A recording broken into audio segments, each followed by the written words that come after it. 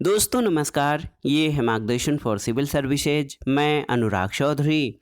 दोस्तों TGT PGT भूगोल reminder श्रृंखला के अंतर्गत इस वीडियो में प्रस्तुत है जनसंख्या एवं नगरीकरण से संबंधित महत्वपूर्ण प्रश्नों का वन लाइनर रिवीजन नोट्स, जो आपके आगामी परीक्षाओं जैसे TGT PGT, LT grade, government inter college प्रवक्ता, गवर्नमेंट डिग्री कॉलेज, उच्चतर शिक्षा असिस्टेंट प्रोफेसर, केंद्रीय विद्यालय संगठन और नेट जेआरएफ आदि परीक्षाओं के लिए बहुत ही उपयोगी है। तो आइए शुरू करते हैं आज का वीडियो। टीजीटी पीजीटी भूगोल रिमाइंडर श्रृंखला के अंतर्गत जनसंख्या एवं नगरीकरण से संबंधित महत्वपूर्ण प्रश्नों का रिवीजन। पहला प्रश्न है दोस्तों, विश्व की कुल जनसंख्या का आधा से अधिक किन अक्षांश पेटियों में रहता है? तो उत्तर है लगभग 20 डिग्री से 40 डिग्री उत्तरी अक्षांश में। दोस्तों आप जान लीजिए कि विश्व की कुल जनसंख्या का आधा से अधिक भाग 20 डिग्री से 40 डिग्री उत्तरी अक्षांश पट्टियों में रहता है और इसके अंतर्गत चीन, भारत, पाकिस्तान, जापान, दक्षिण और उत्तर कोरिया, संयुक्त राज्य अमेरिका, मैक्सिको आदि क्षेत्र आते हैं। अगला प्रश्न है, विश्व के सघन जनसंख्या क्षेत्रों में दक्षिण पूर्व एशिया, दक्षिण पश्चिम अफ्रीका, उत्तरी पश्चिमी यूरोप तथा उत्तरी पूर्वी अमेरिका में से कौन सा क्षेत्र शामिल नहीं है? तो उत्तर है दक्षिण पश्चिम अफ्रीका। दोस्तों आप जान लीजिए कि विश्व के सघन जनसंख्या क्षेत्रों में दक्षिण पश्चिम अफ्रीका शामिल नहीं होता है और विश्व की लगभग 90% जनसंख्या उत्तरी गोलार्ध में निवास करती है, जिसका अधिकांश 3 विशाल जनसमूहों में केंद्रित है। एक तो पूर्वी, दक्षिणी तथा दक्षिण पूर्व एशिया, दूसरा है उत्तरी पश्चिमी और मध्यवर्ती यूरोप और तीसरा उत्तर पूर्वी अमेरिका में। अगला प्रश्न है दोस्तों, स्थलाकृति, मिट्टी, जलवायु और खनिज पदार्थ में से कौन मानव को सबसे अधिक प्रभावित करता है? तो उत्तर है जलवायु। दोस्तों आप जान लीजिए कि जलवायु जो है ये मानव को सर्वाधिक प्रभावित करता है। जनसंख्या और उसके घनत्व के वितरण को प्रभावित करने वाले समस्त भौगोलिक कारक जो हैं, इनको 2 वर्गों में बांटा जा सकता है। एक तो प्राकृतिक कारक और दूसरा मानवीय कारक। प्राकृतिक कारकों में जलवायु, भूविन्यास, मिट्टी, खनिज, जलापूर्ति, प्राकृतिक वनस्पति और जीव जंतु प्रमुख हैं। और दोस्तों मानवीय कारकों में आर्थिक, सामाजिक, सांस्कृतिक और राजनीतिक कारक प्रमुख हैं। आप जान लीजिए कि जलवायु जो है वो मानव को सबसे अधिक प्रभावित करता है। अगला प्रश्न है, सही सुमेलन करना है। नई दिल्ली ये कार्य का प्रकार तो प्रशासनिक, रोम जो है सांस्कृतिक, दुर्गापुर औद्योगिक और मसूरी जो है ये स्वास्थ्य शहर या रिसोर्ट शहर के रूप में शामिल है। अगला प्रश्न है दोस्तों, विश्व के कुल क्षेत्रफल में कितना प्रतिशत भाग लगभग निर्जन है? तो सही उत्तर क्या हो जाएगा? आप जान लीजिए कि विश्व के कुल क्षेत्रफल में लगभग 33% भाग जो है वो आपका निर्जन है। बहुत ही महत्वपूर्ण है। विश्व का लगभग 1/3 भाग शीत और शुष्कता के कारण जो है ये निर्जन है। अगला प्रश्न है, किसने कहा है कि अनुकूलतम जनसंख्या वह है जो प्रति व्यक्ति अधिकतम आय प्रदान करती है? तो ये डाल्टन का कथन है। दोस्तों किसी प्रदेश में उपलब्ध संसाधनों का वर्तमान प्राविधिकी के अनुसार पूर्ण विकास करने और उसके उपभोग करने के लिए आवश्यक एक निश्चित जनसंख्या, जिसे उच्चतम जीवन स्तर प्राप्त होता है, अनुकूलतम जनसंख्या मानी जाती है। और प्रसिद्ध अर्थशास्त्री डाल्टन के शब्दों में अनुकूलतम जनसंख्या वह है जो प्रति व्यक्ति अधिकतम आय देती है। अगला प्रश्न है, प्रति व्यक्ति अधिकतम आय किसके द्वारा होती है? तो उत्तर है अनुकूलतम जनसंख्या के द्वारा। अगला प्रश्न है दोस्तों, संयुक्त राज्य अमेरिका सदृश, यूरोप सदृश, ब्राजील सदृश और भारतीय उपमहाद्वीप सदृश में से कौन से E.A. एकरमैन के द्वारा 1970 में प्रस्तुत जनसंख्या संसाधन प्रदेश का एक प्रकार नहीं है? तो उत्तर है भारतीय उपमहाद्वीप सदृश।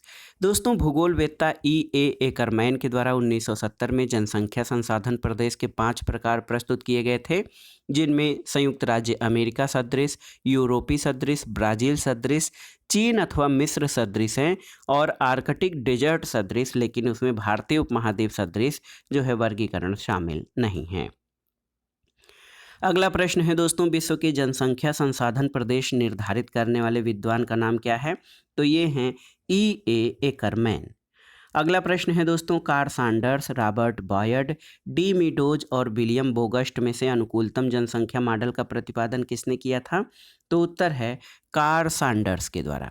दोस्तों, अनुकूलतम जनसंख्या मॉडल का सबसे पहले प्रतिपादन ब्रिटिश अर्थशास्त्री एडविन कैनन द्वारा किया गया। उनके विचार को लोकप्रिय बनाने का श्रेय कार्ल सैंडर्स, रॉबिन्स और डाल्टन को है। अगला प्रश्न है, Edward Best, Edwin Cannan, Sir Walter Raleigh और हेनरी जॉर्ज में से कौन अनुकूलता जनसंख्या सिद्धांत के प्रतिपादक थे? तो उत्तर है एडविन कैनन। अगला प्रश्न है दोस्तों, किसने जनसंख्या का लॉजिस्टिक वक्र सिद्धांत प्रतिपादित किया? तो ये थे पर्ल रीड। दोस्तों, रेमंड पर्ल और लोवेल रीड के द्वारा जनसंख्या का लॉजिस्टिक वक्र सिद्धांत प्रतिपादित किया गया था। अगला प्रश्न है, J.I. क्लार्क महोदय के अनुसार ऐसी जनसंख्या प्रायः किन देशों में मिलती है जिनमें उपयुक्त और कुशल व्यक्तियों के अभाव में वहां के संसाधनों का पर्याप्त विकास न हो पाया हो? तो ये है सापेक्षिक अल्प जनसंख्या यानी एब्सोल्यूट अंडर पॉपुलेशन। याद रखिएगा, J.I. क्लार्क महोदय के अनुसार ऐसी जनसंख्या प्रायः सापेक्षिक अल्प जनसंख्या वाले देशों में मिलती है जिसमें उपयुक्त और कुशल व्यक्तियों के अभाव में वहां के संसाधनों का पर्याप्त विकास नहीं हो पाया हो। अगला प्रश्न है, किसने कहा था कि आर्थिक वर्ग और निजी संपत्ति दो प्रमुख बुराइयां हैं जो गरीबी, बेरोजगारी और तीव्र जनसंख्या वृद्धि को उत्पन्न करती हैं? तो ये हैं K.H. मार्क्स।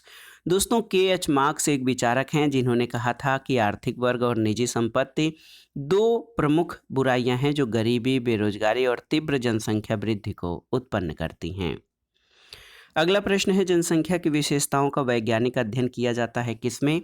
तो सही उत्तर है, जनसंख्या की विशेषताओं का वैज्ञानिक अध्ययन जनांकिकी या डेमोग्राफी में किया जाता है। अगला प्रश्न है, जनसंख्या का क्रियात्मक घनत्व यानी फिजियोलॉजिकल डेंसिटी किन के बीच अनुपात होता है? तो याद रखिएगा दोस्तों, जनसंख्या का क्रियात्मक घनत्व जो है ये कुल जनसंख्या और कुल कृषि क्षेत्रफल के बीच का अनुपात होता है। गणितीय घनत्व का अर्थ क्या होता है आपको बताना है। तो कुल जनसंख्या और कुल क्षेत्रफल के अनुपात को जनसंख्या का गणितीय घनत्व कहते हैं। आप जान लीजिए कि इसके द्वारा प्रति इकाई क्षेत्रफल यानी प्रति वर्ग किलोमीटर या प्रति वर्ग मील में रहने वाले व्यक्तियों की औसत संख्या का बोध होता है। अगला प्रश्न है दोस्तों, जनसंख्या के सिद्धांतों पर एक निबंध यानी an essay on the principle of population के लेखक कौन है? तो उत्तर है रॉबर्ट माल्थस। जनसंख्या वृद्धि के फलस्वरूप कालावधि में घटित क्रमिक परिवर्तन को क्या कहा जाता है? तो याद रखिएगा, जनांकिकी विभव कहा जाता है। दोस्तों, जनांकिकी विभव या जनांकिकी संक्रमण जनसंख्या परिवर्तन की कालिक प्रक्रिया का द्योतक है जिसे जनसंख्या चक्र, जनांकिकी चक्र आदि के समानार्थी के रूप में प्रयुक्त किया जाता है। अगले प्रश्न पर आते हैं दोस्तों, जनांकिकी संक्रमण है तो जनांकिकी संक्रमण जन्म और मृत्यु दर में समय के साथ होने वाला परिवर्तन, इसको जनांकिकी संक्रमण कहा जाता है।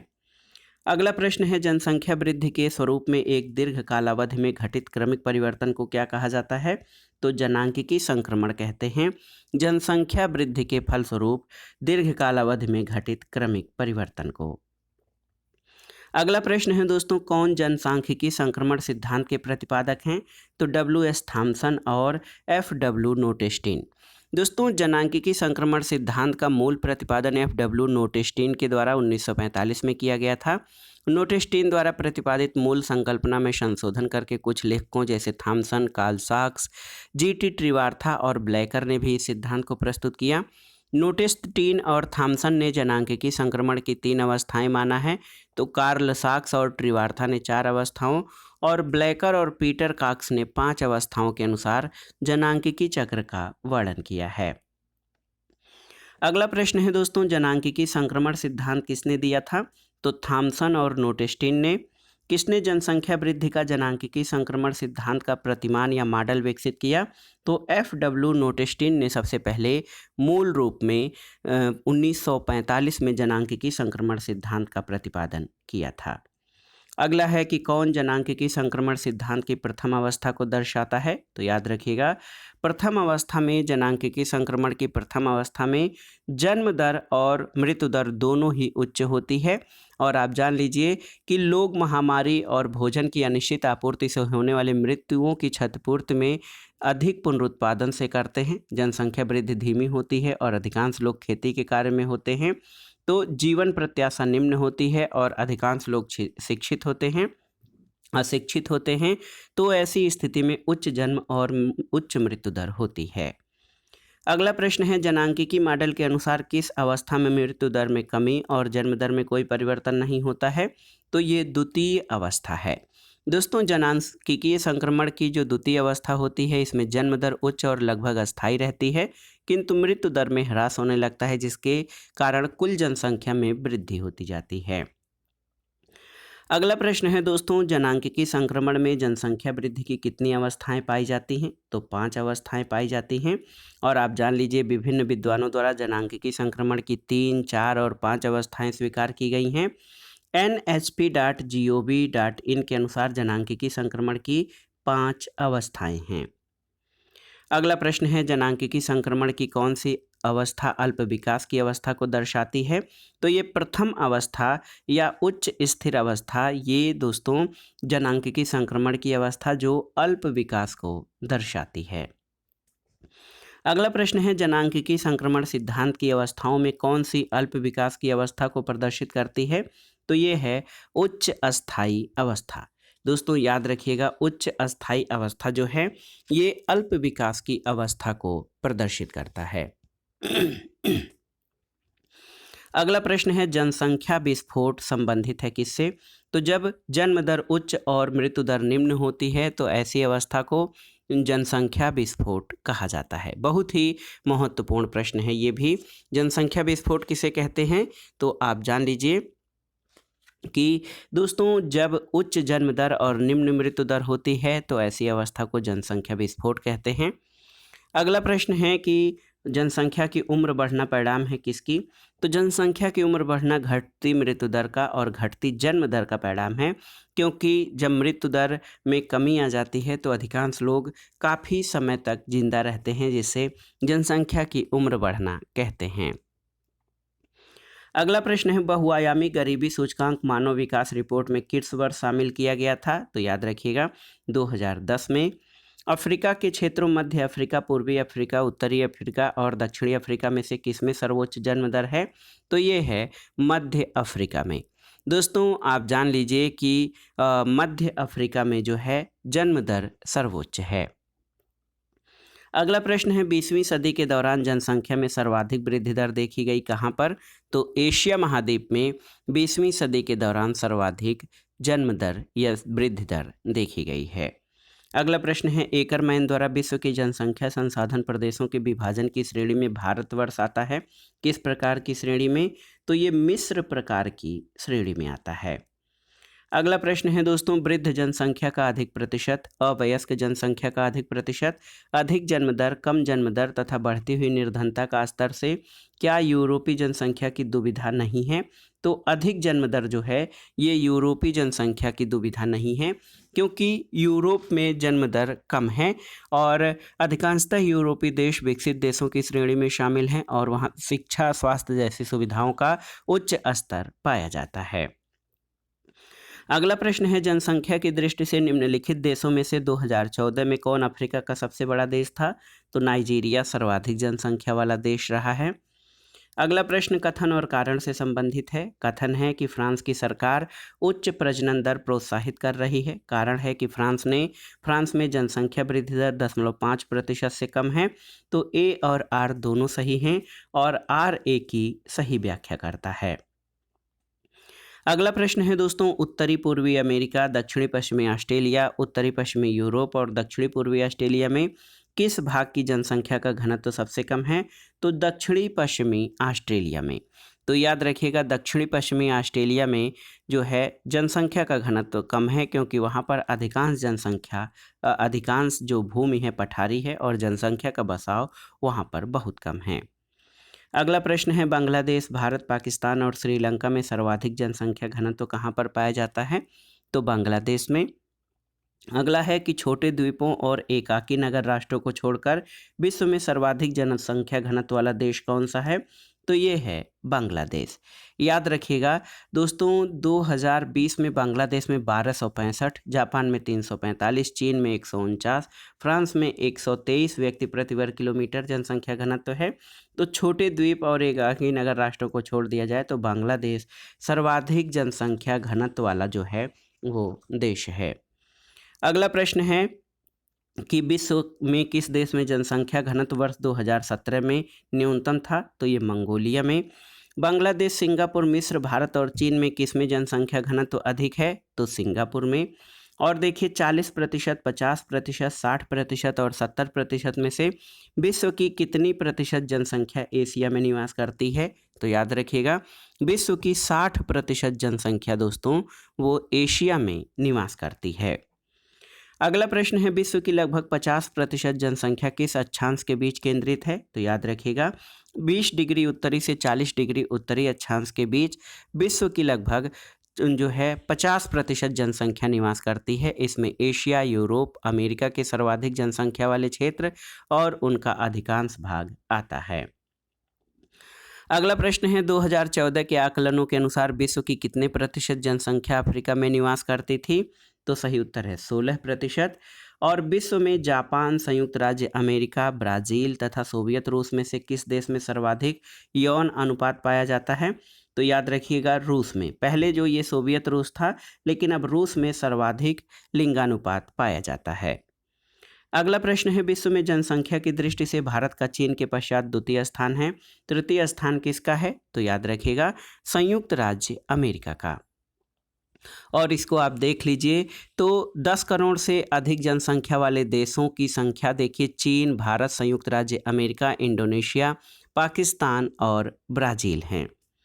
अगला प्रश्न है, विश्व की जनसंख्या की दृष्टि से भारत का चीन के पश्चात द्वितीय स्थान है। तृतीय स्थान पर संयुक्त राज्य अमेरिका है। और कौन सा कुल जनसंख्या और कृषि क्षेत्र का अनुपात प्रदर्शित करता है? तो ये है कायिक घनत्व। दोस्तों कायिक घनत्व या फिजियोलॉजिकल डेंसिटी कुल जनसंख्या और कृषि क्षेत्र का अनुपात प्रदर्शित करता है। कौन सा एक तकनीकी शब्द जनसंख्या के आकार और कृषित भूमि के बीच संबंध को व्यक्त करने के लिए प्रयुक्त होता है? तो इसे कायिक घनत्व कहते हैं। और प्रति इकाई कृषित भूमि के संदर्भ में व्यक्त जनसंख्या को क्या कहा जाता है? तो कायिक घनत्व कहा जाता है। अगला प्रश्न है दोस्तों, 22, 25, 21 और 24 में से चीन में विश्व की कुल जनसंख्या का कितने प्रतिशत निवास करता है? तो उत्तर है 21%।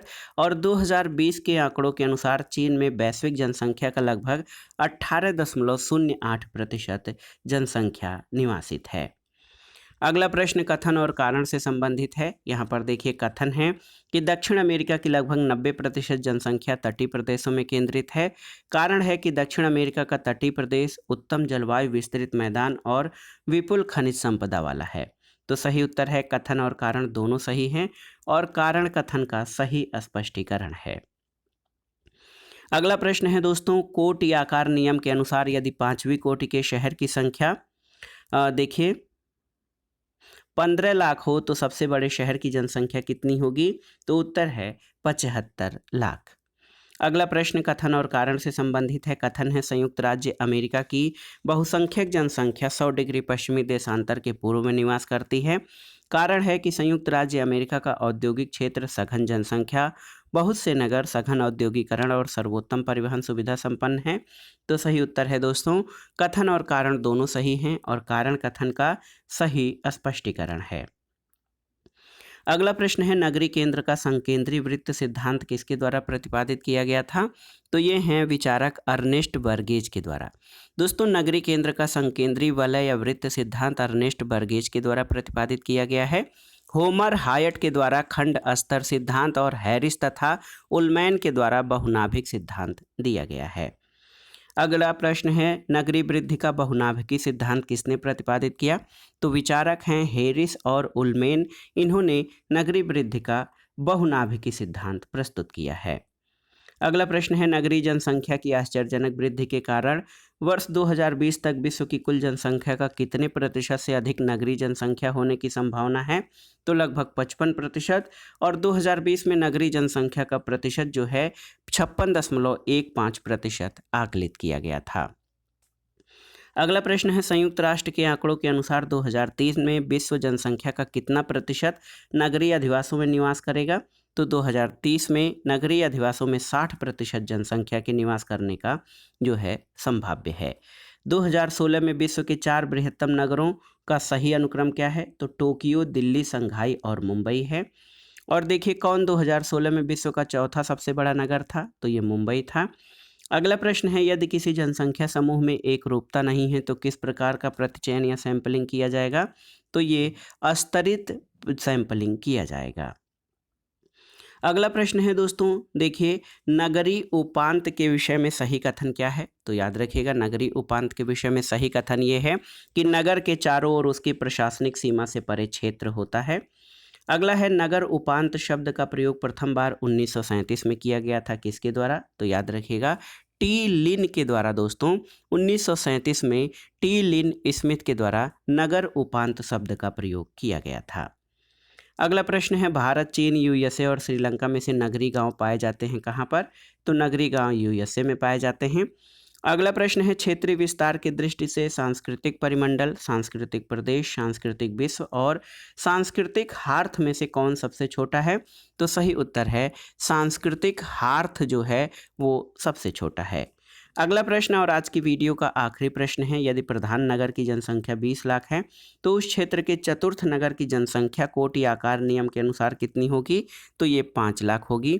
दोस्तों जिफ के अनुसार रैंक साइज के संबंध में जो सूत्र है वो बृहत्तम नगर की जनसंख्या जो है, आप जान लीजिए कि प्रधान नगर की जनसंख्या जो है यदि 20 लाख है तो चतुर्थ नगर की जनसंख्या कोटि आकार के नियम के अनुसार 5 लाख होगी। तो दोस्तों ये था आज का वीडियो टीजीटी पीजीटी भूगोल रिमाइंडर श्रृंखला के अंतर्गत जनसंख्या एवं नगरीकरण से संबंधित महत्वपूर्ण प्रश्नों का रिवीजन नोट्स, जो आपके आगामी परीक्षाओं के लिए बहुत ही उपयोगी है। आप इन प्रश्नों को तैयार कर लीजिएगा। दोस्तों वीडियो आपको कैसा लगा हमें कमेंट बॉक्स में ज़रूर बताइएगा। वीडियो को लाइक करें, शेयर करें और इस चैनल मार्गदर्शन फॉर सिविल सर्विसेज को सब्सक्राइब करें। वीडियो देखने के लिए धन्यवाद दोस्तों, नमस्कार।